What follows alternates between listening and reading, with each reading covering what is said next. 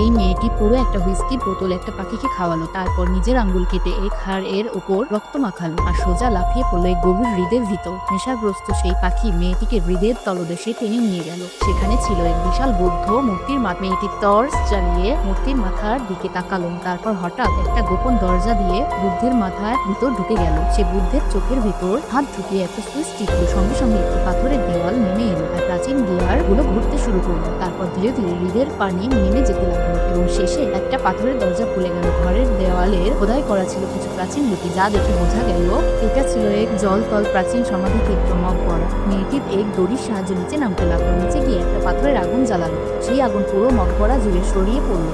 আর আগুনের পথ অনুসরণ করে মেয়েটি একদল সোনার মূর্তির কাছে পৌঁছালো।